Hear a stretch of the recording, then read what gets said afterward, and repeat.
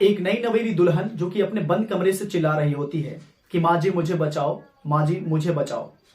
लेकिन उसी बंद कमरे के सटे बाहर खड़े उसके सास ससुर कह रहे होते हैं कि मैं तुम्हें क्यों बचाऊं, तुम मुझे बचाओ। फिर जो होता है उसके बाद की कहानी जान आपके पैरों तले जमी खिसक जाने वाली है। नमस्कार दोस्तों, मैं हूं राज और आप देख रहे हैं देसी अपराध। आज की जो सच्ची घटना मैं आपको सुनाने वाला हूं, दरअसल यह घटना है राजस्थान श्री गंगानगर की। वहीं की रहने वाली कजली, जिसकी उम्र होती है 21 से 22 साल। उसकी शादी चंदन नाम के लड़के से होती है। चंदन की उम्र 25 से 26 साल की होती है। अब शादी बड़ी धूमधाम से होती है, सभी लोग को इनवाइट किया जाता है, धूमधाम से शादी होती है।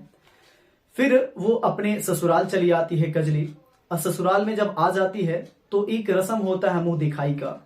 वही रस्म वहां पे रखी जाती है। वो चल रहा होता है कजली के घर। जो वहां के आस पड़ोस के लोग होते हैं वो वहां पे पहुंचते हैं और कजली को बहुत सारे उपहार देते हैं, उसे गिफ्ट देते हैं, क्योंकि मुंह दिखाई रस्म चल रही होती है। और इसी तरह से गांव पड़ोसी सभी पहुंचे होते हैं।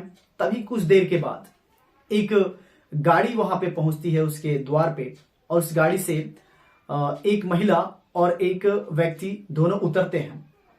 जैसे ही वो उतरते हैं तो सब कुछ रुक सा जाता है, सभी लोग खड़े हो जाते हैं और उनको झुककर सलाम करने लगते हैं, प्रणाम करने लगते हैं।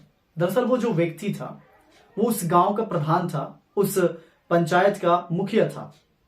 जैसे ही वो आता है, सफेद सफेद पूरा ड्रेसअप था, उसे देखकर सभी लोग रुक जाते हैं, क्योंकि वो मुखिया था। साथ में उसकी पत्नी भी आई थी, तो पत्नी भी उस कजली के घर आई थी। उसकी मुंह दिखाई जो रस्म थी तो वो भी कुछ उपहार लेकर आई थी। वो चली जाती है कजली के पास और कजली को देखती है तो कजली काफी बेहद खूबसूरत थी। उसे वो मुंह दिखाई रस्म कुछ गिफ्ट देती है, उपहार देती है। और इधर जो मुखिया था, जो प्रधान था, वो गांव वासियों से बात कर रहा होता है और बातें करते करते उसका निगाह जो है ना, उसकी निगाह कजली पे पड़ती है। तो कजली को वो देखकर मन ही मन सोचता है कि काश कभी इसको जरूरत पड़े मेरे पास आने की। और इतना ही वो मन ही मन सोचता है तब तक कि उसकी जो पत्नी होती है, जो मुखियाइन होती है, उसके पास पहुंच जाती है। फिर ये दोनों उस गाड़ी में बैठते हैं और चले जाते हैं। अब आपको बता दें कि अब जो चंदन है वो तो अपनी पत्नी को लेकर आया था कजली को। अब वो जाता है अपनी पत्नी के पास, तो माँ उससे रोक लेती है और कहती है, चंदन की जो माँ होती है वो रोक लेती है चंदन को। वो कहती है कि बेटा तुम्हें याद है ना मैंने तुमसे क्या बोला था।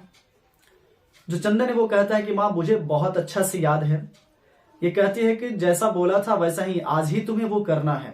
चंदन कहता है कि जी माँ, मैं जैसा तुम चाहती हो वैसा ही मैं करूंगा, लेकिन एक दिन अगर मिल जाता मोहल्लत तो अच्छा रहता, मैं कल कर देता ऐसा। लेकिन वो कहती है कि नहीं, उसकी माँ कहती है कि आज ही ये सब कुछ करना है। और काफी देर बहस भी होती है, 1 घंटे 2 घंटे। फिर जो लड़का है कजली के पास पहुंचता है और कहता है कि तुम्हें पता है मेरे गांव में बहुत सारे लुटेरे हैं, चोर हैं।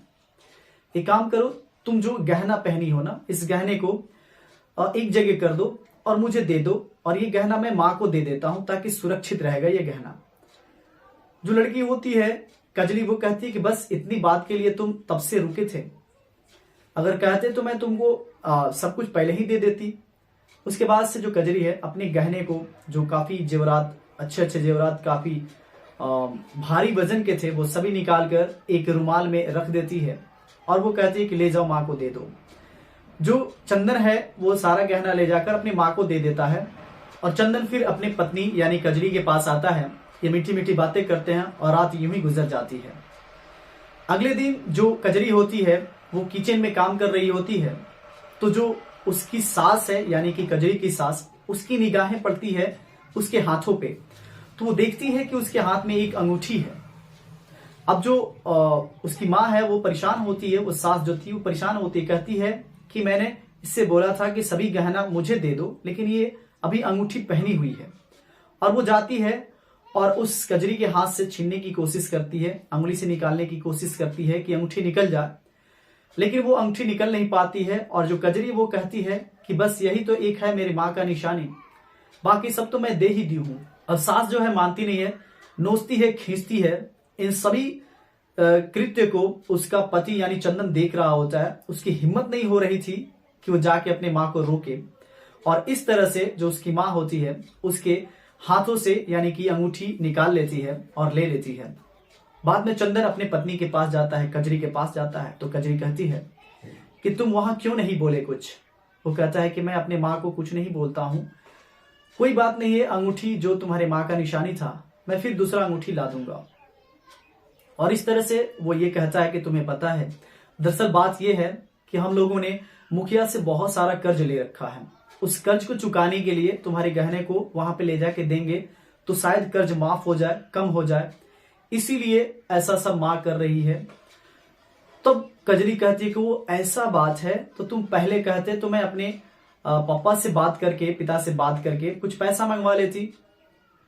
तो ये बातें जब चंदन अपने पत्नी से कहता है, पत्नी उसकी बोलती है कि मैं अपना पापा से कह के कुछ पैसा मंगवा लेती तो तुम कर्ज भी जाकर चुका लेते। चंदन ये आकर सभी बातें अपनी माँ से सुनाता है तो माँ कहती है कि ठीक है, अगर वो ऐसा कह रही है तो हम पैसा भी मंगवा लेंगे। और अगले ही दिन जो कजरी होती है अपने पापा के पास कॉल करती है, उसके पिताश्री आते हैं, कुछ पैसा भी लेकर आते हैं। कजरी सारा समस्या बताती है, पैसा लेकर आते हैं, बातें होती हैं, वो पैसा रखते हैं। और जो पिता होते हैं कजरी के, वो कहते हैं कि पानी लाओ बेटा, हम पानी पी के तब जाना चाहेंगे। यहाँ पे कजरी जैसे ही एक गिलास पानी लेने को जाती है, लेकर आती है, अभी उसके पिता पानी पिए भी नहीं थे, तभी बीच में जो उसकी कजरी की सास होती है वो कहती है कि आज जमाना भी क्या हो गया है, पहले के लोग पानी तक नहीं पिया करते थे, आज के जो बाप हैं वो अपनी बेटी के घर पानी भी पी लेते हैं। ये बातें सुनकर जो कजरी के पिता होते हैं वो पानी नहीं पीते, वो वैसे ही यहाँ से चले जाते हैं। और चंदन के माता पिता इस पैसा को लेते हैं जो कजरी के घर से आया था और फिर गहना को लेते हैं, दोनों इकट्ठा करते हैं और मुखिया के पास पहुंचते हैं। वहां जाते हैं तो मुखिया से कहते हैं कि मुखिया जी, अब तो हम लोगों का कर्ज जो है माफ हो सकता है, ये लीजिए। मुखिया उन चीजों को देखता है और कहता है कि इससे तो कुछ नहीं हो सकता, इससे तो सिर्फ इंटरेस्ट जो ब्याज है वही खत्म हो जाएगा, अभी जो मूलधन है कैपिटल्स वो खत्म नहीं हो सकता है। ये लोग परेशान होते हैं और कहते हैं कि तो कैसे हम लोग चुका सकते हैं। वो कहता है, मुखिया जो होता है वो कहता है कि आपके घर कुछ चीज है, वो हीरा है, अगर वो हीरा मिल जाता मुझे तो शायद मैं सब कुछ माफ कर देता। ये बात को समझ नहीं पाते हैं जो माता पिता होते हैं चंदन के, वो कहते हैं कि थोड़ा विस्तार से समझाएंगे क्या बात है। मुखिया कहता है कि अगर जो आपकी बहू है, अगर उससे मैं एक दिन मिल लेता तो ये सभी कर्ज माफ कर देता। ये सुनकर उसके माता पिता काफी परेशान होते हैं, कहते हैं कि नहीं, ये तो संभव नहीं है। लेकिन बात ये भी थी कि कर्ज बहुत ज्यादा था, तो वो कहते हैं मुखिया से कि हमें कुछ टाइम दो, फिर हम लोग बताते हैं। फिर मुखिया कहता है, एक दिन नहीं, 2 दिन नहीं, 3 दिन ले लो, लेकिन तुम मुझे जल्दी बताओ। अब ये जो होते हैं चंदन के माता पिता मुखिया के पास से घर आते हैं, सोचने लगते हैं कि क्या किया जाए। अब वो सोचते सोचते कहते हैं कि एक उपाय है कि हम लोग ऐसे कर सकते हैं। फिर वो दोनों यानी माता पिता, सास ससुर जो होते हैं मुखिया के पास पहुंचते हैं और कहते हैं कि मुखिया जी, एक काम हो सकता है, मैं अपने बहू को आपके घर तो नहीं भेज सकती, लेकिन आप मेरे घर आ जाओ तो शायद सब समाधान हो जाए। अब यहाँ पे जो मुखिया है वो कहता है कि ठीक है, मैं तो घर आ जाऊंगा, लेकिन वहां पे चंदन होगा तो फिर मैं कुछ भी नहीं कर पाऊंगा। अब जो चंदन के माता पिता होते हैं वो कहते हैं कि ये सब हम पे छोड़ दो, हम उसे संभाल लेंगे। मुखिया कहता है ठीक है। अब वो ये सभी बातें करके घर पहुंचते हैं और अपने बेटे चंदन से कहते हैं कि बेटा एक काम करो, तुम मौसी के घर कल चले जाना, वहां हम लोगों ने बात किया है कि कुछ पैसा मिलेगा, वो पैसा तुम लेके अगले दिन आ जाना अपने घर और फिर हम लोग कर्ज चुका देंगे मुखिया का। और फिर ऐसा ही होता है कि चंदन अगले दिन अपने मौसी के घर चला जाता है और उसी दिन जो मुखिया होता है करीब रात के 8-9 बज रहे होते हैं, अपने कार से आता है और उसके घर दरवाजे पे उतर जाता है और वो सीधा मिलने के लिए चंदन के माता पिता के पास जाता है। जब चंदन के माता पिता से मिलता है तो वहीं पे जो ससुर होते हैं खड़े हो जाते हैं, सास भी वहीं पे खड़ी रहती है। अब मुखिया कजरी के कमरे में चला जाता है, वहां जाने के बाद करीब आधे घंटे के बाद निकलता है। आधे घंटे के बाद जब निकलता है तो इधर पे जो उसके चंदन के माता पिता थे वो कहते हैं कि मुखिया जी, अब तो समझे कि सब कर्ज माफ हो गया। वो कहता है कि कर्ज काफी है, तो ऐसे कैसे कह दूं कि माफ हो गया। मुझे ऐसे और भी कई दफा बिताना पड़ेगा टाइम, तब जाके मैं माफ कर दूंगा। अब ये बात सुनकर इनके होशो हवास उड़ जाते हैं कि भाई अब जो आगे होने वाला है वो क्या होगा। अब जो सास ससुर थे, चंदन के माता पिता, पूरी परेशान हो गए थे। अब अगले दिन ही जैसे सुबह होता है, अब यहाँ पे जो कजली थी अपना सारा सामान समेटती है, सब कुछ लेती है, वो अपने मायके के लिए रवाना हो जाती है, घर चली जाती है।